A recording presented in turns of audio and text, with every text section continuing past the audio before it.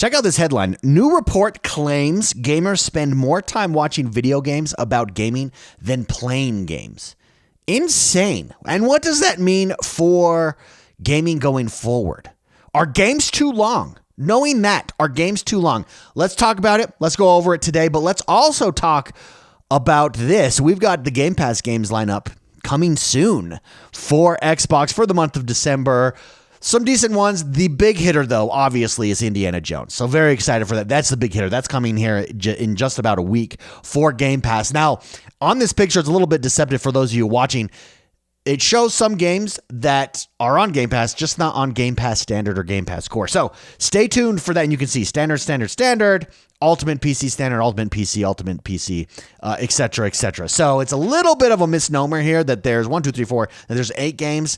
Some of the games are brand new to Game Pass overall. Some of them are just brand new to Standard or Core coming soon. Before we jump into it, don't forget to hit that like button. Subscribe to this channel. My name is X1 the Gamer. We drop videos like this all the time right here, Monday through Friday. We also have a podcast. X1 Daily podcast. It's gaming news, Xbox news, opinion, thoughts, all the time. Leave us a 5-star rating and review if you listen to the podcast form of this. We appreciate it, and share us with your friends. It always helps. So first up, before we get into the report that gamers spend more time watching videos about gaming than playing games, and I've been thinking about it. Is that true? Is that true for me? Is that what I do? And it's going to be close, actually. I watch a lot of gaming content, a lot of it. And it makes sense if you think about it. You might at first be like, no, this is not true. This is a biased report. Hold your horses. It does make sense if you think about it. But before we jump into that, let's jump into this. So here is the Game Pass lineup for this month, and we're just going to really focus on the top row here for the most part. So you've got Crash Team Racing coming, Wild Frost coming, Overthrow, which is like this wild city builder. Then we've got World Racing and Indiana Jones, The Great Circle. Now, obviously, the big one here is Indiana Jones for sure. We've got Road 96 and Carry On as well. Those are making return to Game Pass. They've been on Game Pass before. You see Forza Motorsport on here, Haunting and Humanity, and you're thinking to yourself, wait a minute, Forza Motorsport is already in Game Pass. Yes, this is coming to Game Pass Standard, so that's what that is saying. But let's go down. December 4th is Crash Team Nitro-Fueled Racing coming to console. Very excited. This is going to be a great one for the family, for kids. I know my kids will love this. My kids, first of all the Crash Bandicoot games that are on Game Pass at the moment, pick them up. They are excellent. Download them. Play. If you have kids especially, first of all, they stand the test of time. Number 2, they're just fun. There's a reason that Crash Team Racing, that Crash Bandicoot took off overall and is such a powerhouse when it comes to brand and comes to iconic games in history, and it's because it's legit. And like I said, it stands the test of time. So jump into this with your kids. Highly recommend it. World Racing here, right here, EA Sports WRC, dropping on December 5th as well. And then the other one that I want to highlight here is December 9th. That's next week. So the 3 games we talked about here are this week and next week. And this is Indiana Jones and the Great Circle. And this is the big one. This is why you go out and get a Bethesda, because of this game. How is it going to hold up? How is it going to be for Xbox, for Game Pass? I think it's a huge selling point for Game Pass. And I'm very excited about Indiana Jones. We may or may not have a preview video coming, so stay tuned for that here on this channel. But that's it. Pretty decent when you look at the overview here. Not the strongest month. I mean, Indiana Jones makes it a strong month. Without Indiana Jones, the month's honestly going to be a little bit weak. Indiana Jones makes it a pretty solid, pretty strong month overall for Game Pass. Go check it out. This is over at Xbox Wire. Go check out all the games coming. Watch review videos on them if you're interested in them. And get ready. Buckle up, because December, pretty decent month. Like I said, pretty decent month. Let's jump into this news story, though. This is over at gamesindustry.biz. New report claims gamers spend more time watching video games about gaming than playing games. Gamers typically spend 7.4 hours a week gaming and 8.5 watching gaming videos. That's insane. Let that sink in for a moment for you. That's insane. Between the two, it's about 16 hours a week consuming gaming content total. I'm going to be honest. And when I first saw the headline, I was like, ugh. I don't know if that's true, But the more that I've thought about it and looked at my own gaming habits, I think that this is true. And I don't think it's a bad thing, because some people are making fun of this study. Some people are saying, "Oh, this shows that most people aren't gamers. Those who tout to be gamers aren't necessarily gamers." And I don't think that's the case. I don't think. Let's go through the story though here first before we talk about it. Gamers are spending more time watching videos about gaming on YouTube and Twitch than playing games themselves, says GamesIndustry.biz.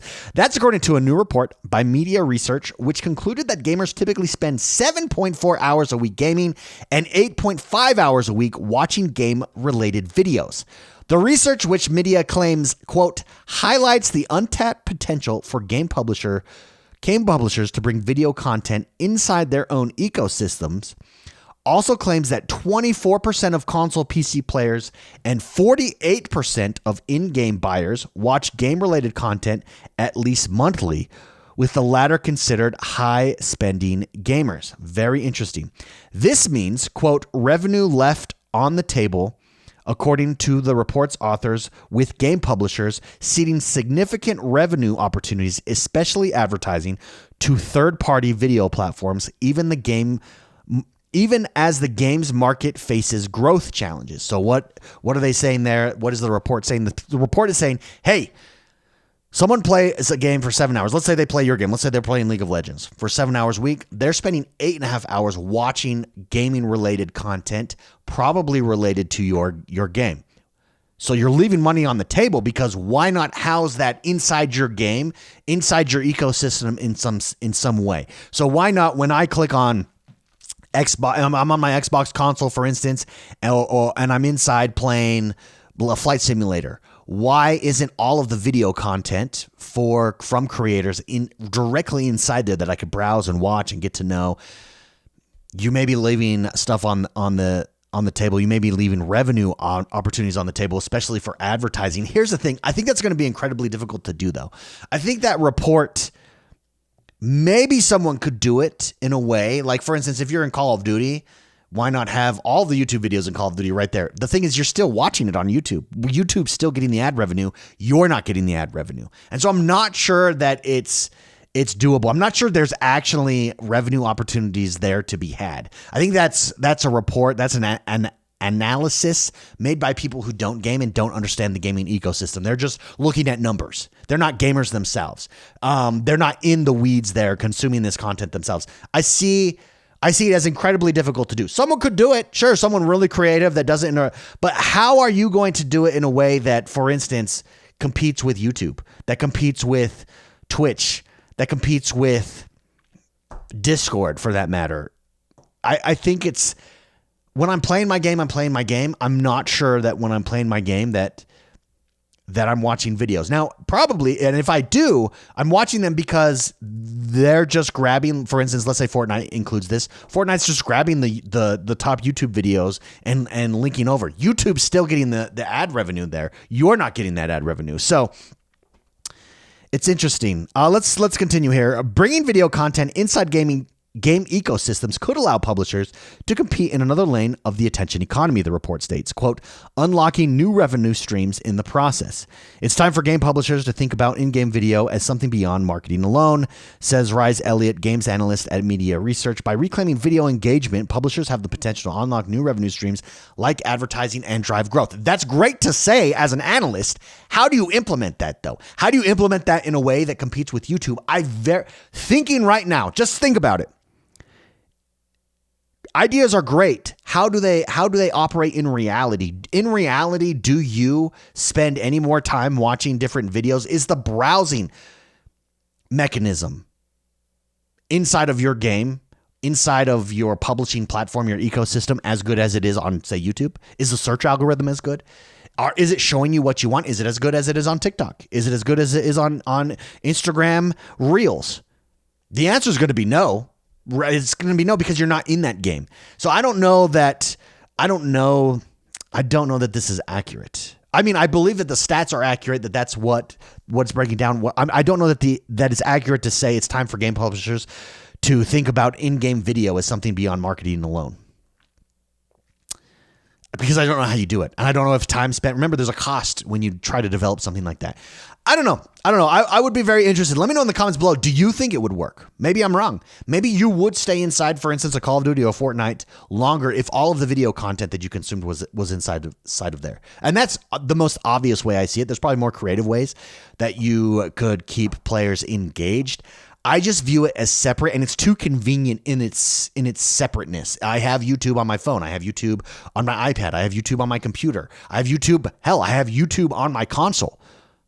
So I don't know that it's efficient, effective, or valuable enough. I don't know that enough people would. Hey, I'm a big Sea of Thieves player. So let me load up Sea of Thieves here so I can watch videos. No, you're usually watching videos when you're not playing the game. I know for myself, I consume a lot of gaming content. I have it playing in the background while I work.